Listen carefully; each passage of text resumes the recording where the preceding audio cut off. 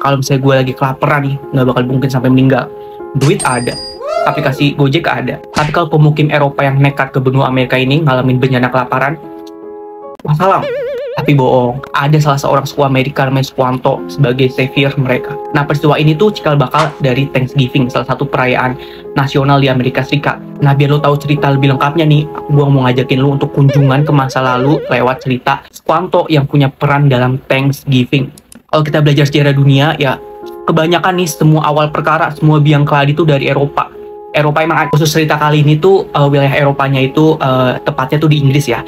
Jadi pada saat itu 1534 Raja Inggris saat itu King James VIII itu pengen mutusin hubungan sama gereja Katolik Roma dan mau ngediriin gereja Inggris sendiri namanya gereja Inggris atau gereja Anglikan. Tapi meskipun udah putus hubungan sama gereja Katolik Roma, ternyata masih ada pengaruh Katolik di gereja Inggris. Inggris BTW Protestan ya.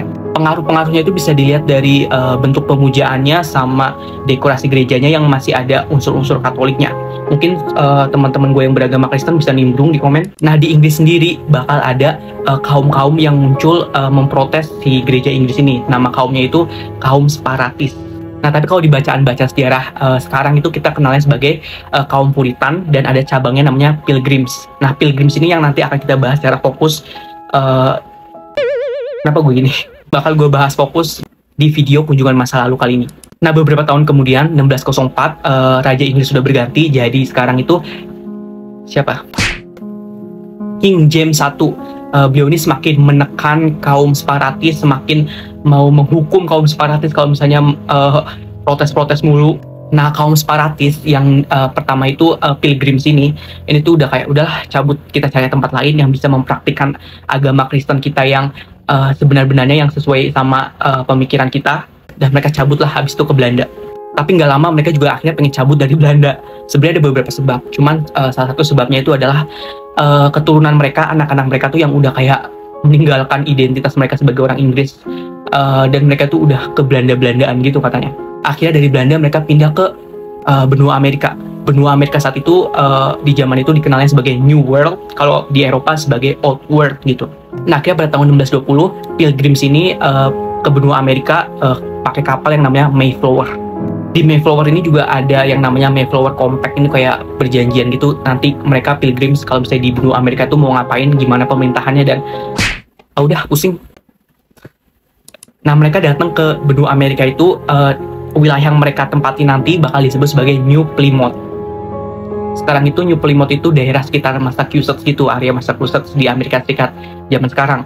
Nah, setelah ngelewatin musim dingin di tahun pertama, sebagian orang Pilgrims itu nggak bisa survive, tutup usia karena kondisi yang buruk dan persediaan makanan yang terbatas. Apa yang gue kasih deh. Nah, BTW nih, sebelum kita lebih jauh lagi kenapa gue gini? Nah, kan tadi beberapa menit di awal gue kan udah ngejelasin latar belakang si Pilgrims ini dari Eropa sana. Nah, sebelum bahas persinggungan antara Pilgrims sama Native Americannya,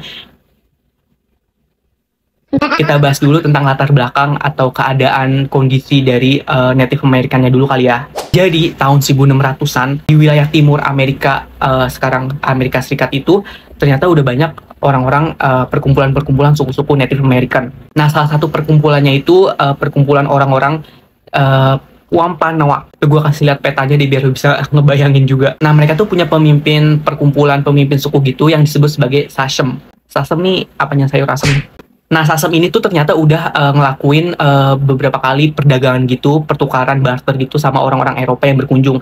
Ya benar, sebelum Pilgrims tuh ternyata udah banyak orang Eropa yang datang ke benua Amerika tuh untuk berdagang. Tapi emang belum banyak yang berhasil untuk bermukim, cuman berdagang-berdagang bolak-balik doang gitu.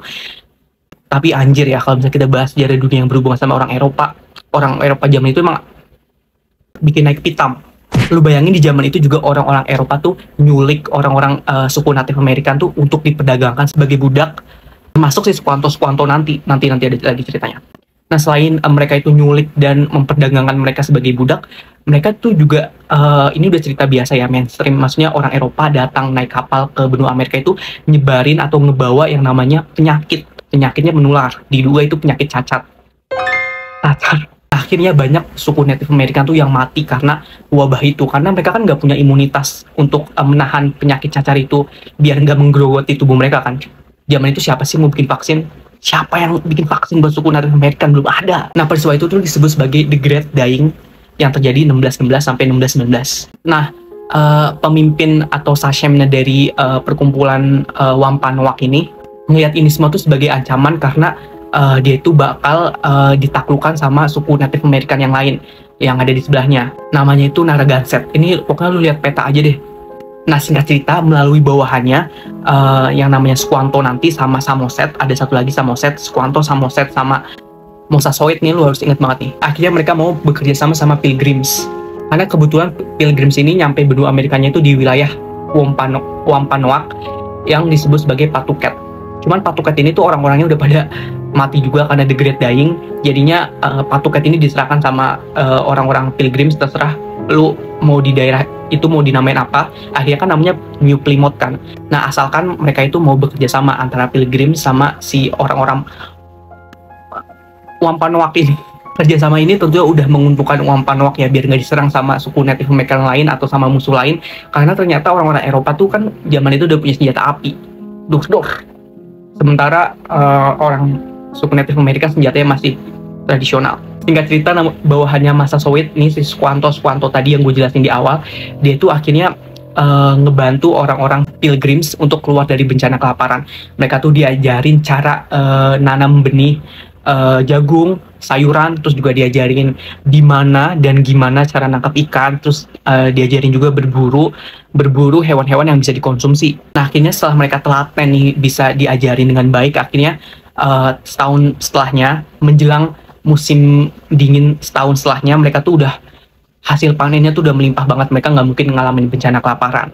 Nah, mereka ngerayain panen ini tuh dengan makan 3 hari 3 malam di sekitaran November 1621. Itu pertama kalinya adalah peristiwa The First Thanksgiving, yaitu Thanksgiving pertama kali itu tuh pas itu tuh. Nah, dari peristiwa ini sama pemerintah Amerika Serikat di masa depan, Thanksgiving ini tuh dijadikan sebagai peringatan nasional. Ada hari liburnya tersendiri, hari libur nasional tanggal merah tuh pastinya.